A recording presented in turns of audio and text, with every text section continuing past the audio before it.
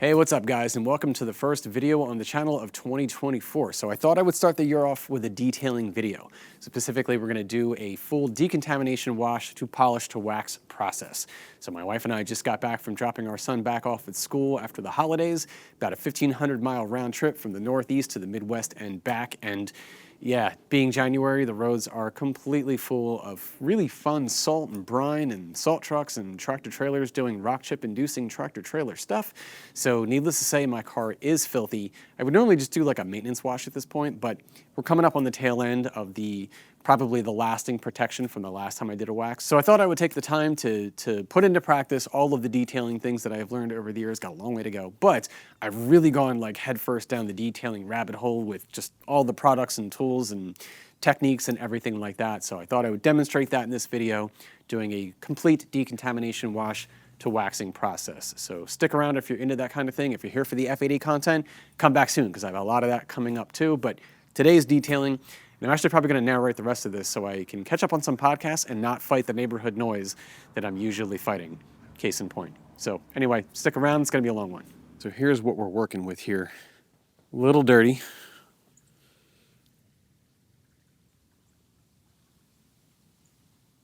So yeah, the paint has seen better days. Now again, to be expected, you know, long car ride, January, salt, and all that kind of stuff, but man.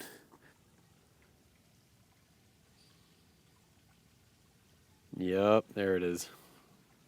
This fun one goes all the way to the back. All right, I think you get the idea.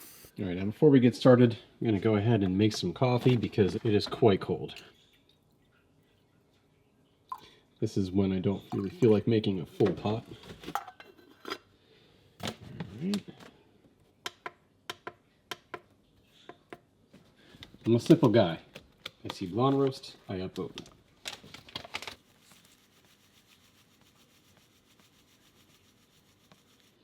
Don't get me wrong, I do like stronger coffee, but we're outside in the cold trying to wash the car.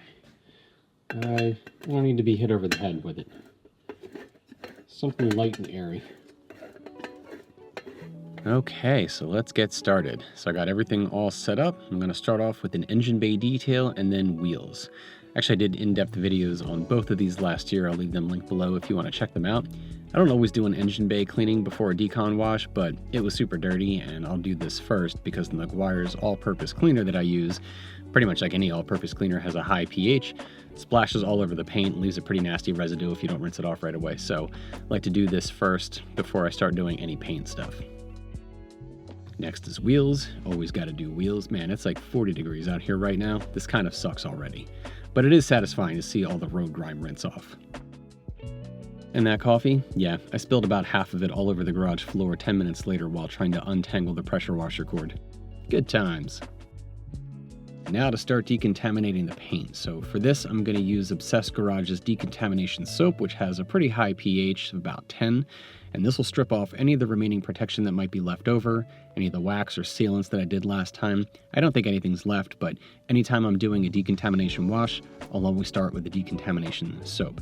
Now normally I would just foam the car and start with a contact wash, but because it's so insanely dirty, I'm actually going to foam the car, let it dwell for a couple of minutes, rinse it off, hopefully loosen up most of those salts and road debris, rinse everything off, and then I'll foam it again and then do the contact wash.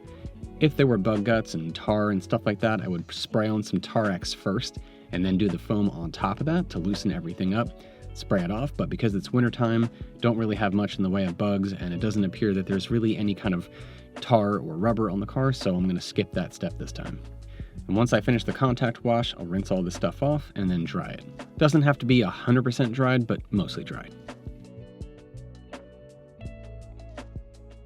Next up is the iron remover, probably my least favorite step. Now for this, I'm using P&S Iron Buster. This stuff is awful. It smells terrible. It smells like if you got dropped in a vat of it, you'd come out the Joker, but it works really, really well. When you see it turn purple, that's lifting all the iron and metal contaminants from the paint. That's the good stuff. And you also want to make sure to do the wheels too. You'll see it work on contact when you spray your rotors. Now, after sitting for a few minutes, about 5 minutes or so, I'll rinse this off and dry the car again. You don't want to do this in direct sunlight if you can help it, and FYI, your driveway will probably smell like this stuff for the next week. It's somewhere between rotten eggs and flowers. I don't know, it's terrible. Well, now that that awfulness is out of the way, we can pull the car into the garage and start on the next step, which is clay bar. Now, I'm actually not using clay. I'm using Nanoskin autoscrub, which is like a synthetic clay. It's like a sponge that has a clay backing on the other side, a clay-like backing. And this is where the paint starts to get really smooth. This is where we start lifting all of the sort of microscopic contaminants out of the paint. The cool thing with the synthetic clay is that if you drop it, you can just rinse it and continue using it, whereas if you drop actual clay, it's trash, no exceptions. Now, as for lubricant, I'm using Nanoskin Glide. It's nice. It dilutes 7:1 for auto scrub, 10:1 if you're using actual clay. But I think when this is over, I have a bottle of McKee's N914 rinseless wash, so I'm going to give that a try because that also makes a really good clay lubricant. And when you use something like a rinseless wash as a lubricant, you can skip the next step. Now, after the clay bar, because I'm using the Glide, I spray it down with Car Pro Eraser to wipe the entire car down, so that'll get off any of the residue from the Glide. And again, if you're using a rinseless wash, you really don't have to do this step because that stuff is meant to be, again, rinseless car wash, and so it doesn't really leave the residue that something like a Nanoskin Glide does.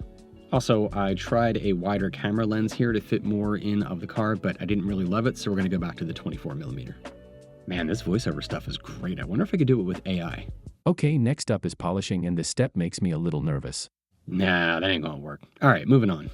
Next up is polishing, and this step makes me a little bit nervous, and quite honestly, looking at my technique, it could probably use some work. It's like looking at your own golf swing. Fortunately, I am using a very mild cutting agent here and a fine polishing pad, so there is some room for error. Now, I don't know nearly enough about polishing to make any kind of a ride-along, let alone a tutorial, but needless to say, I am using a pair of Rupes polishers. I have the 5 and 3-inch Bigfoot models, and for the polish, I'm using Sonak's Perfect Finish, which starts as a mild cutting agent, but it finishes off to like a fine polish. It's basically a one-step polish. So I'll hit the big panels with a 5-inch and then do the smaller ones with the 3-inch. I was tempted to get the little 1-inch version that they have, but I thought that might be a little ridiculous right off the bat. With this front bumper though, I kind of wish I did. Anyway, the Perfect Finish should get rid of any kind of water etchings, light swirl marks, and stuff like that. If the paint were more heavily contaminated, I'd use something stronger like a Just Car correcting compound, which I do have for my wife's car. But so far, I think I'm good with this, although I might kick it up a notch next summer if I do a coating, like a ceramic coating. Then afterwards, I'll wipe everything down with a low pile polishing towel. Alright, now after polishing, I'll wipe everything down with Car Pro Eraser just to get rid of that polishing residue to get ready for the next step. And guys, if you skipped leg day, this is a fantastic substitute, by the way.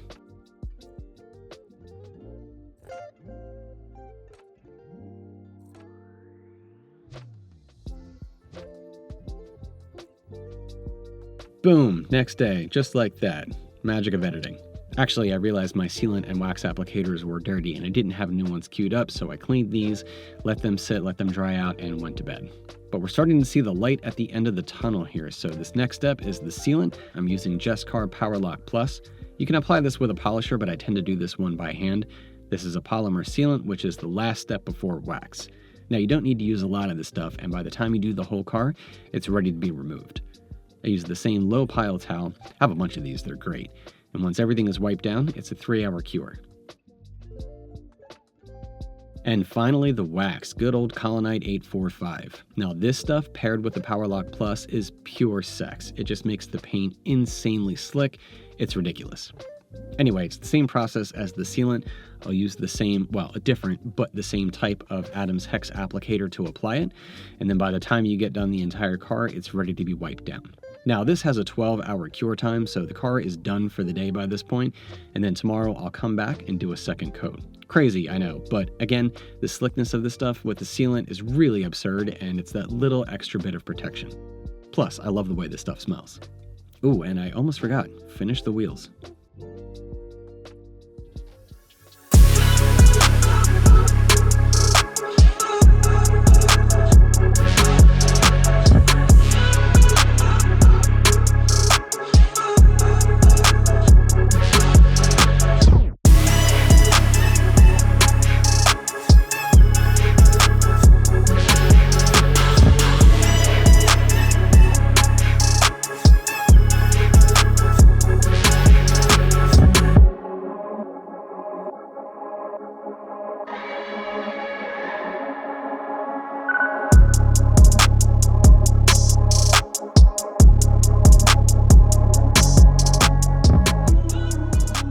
All right, guys, well, I hope you enjoyed the video. Like I said, I still have a ton of learning to do when it comes to detailing, but I thought I would share the process up to this point.